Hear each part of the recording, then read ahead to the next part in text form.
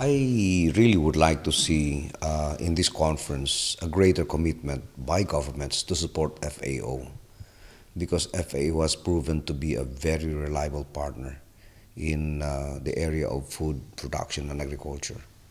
And I really believe that in this conference we will hold this week, countries would express more willingness to support and invest more in the things that FAO is doing.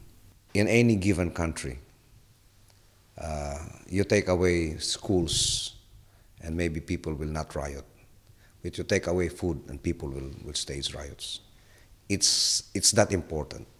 Food is that important. You can take away all the other basic services, but not food. Therefore, in my view, as a farmer myself, I believe that if there is anything that government should invest in more heavily, it should be in agriculture and food production. Well, first it was a call that I made on the Director General to personally and officially thank him for the support of the FAO to my country during our most difficult times when we were hit by the strongest typhoon in history, Typhoon Haiyan. The Filipino people will never forget that.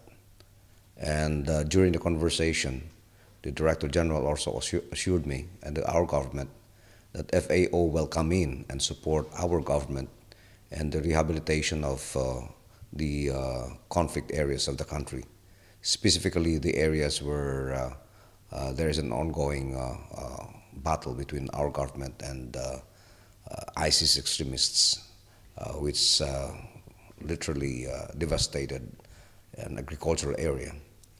So the Director General said FAO will come in and support us in the rehabilitation of agriculture in the area.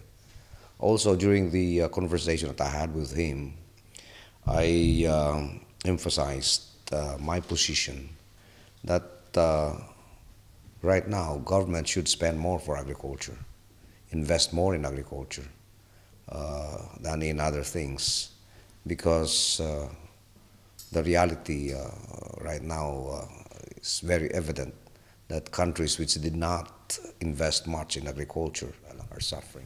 So this was the gist of my conversation with the Director General, and I really appreciated his support for my country, for the Philippines, and I assured him that I will immediately relay to my President Rodrigo Roa Duterte, the offer of FAO to assist us in the rehabilitation of the conflict areas of the country.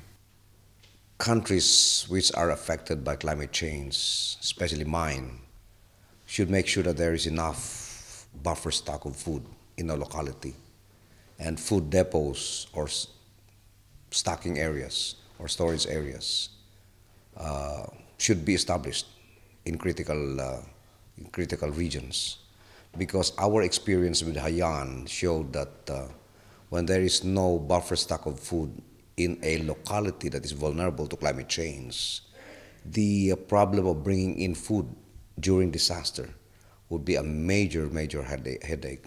And this was proven during the Haiyan, when roads were damaged, bridges were destroyed, and it took us about 2 to 3 weeks before we could bring in food from the outside. So this experience with Haiyan actually has helped us mold a policy right now in the Philippines, where we will establish food depots or storage areas for food in areas which are vulnerable to climate change. On behalf of the Filipino people, my President, and the Philippine government, we would like to express our deepest appreciation to FAO. It was the first agency which came to our help right after Typhoon Haiyan.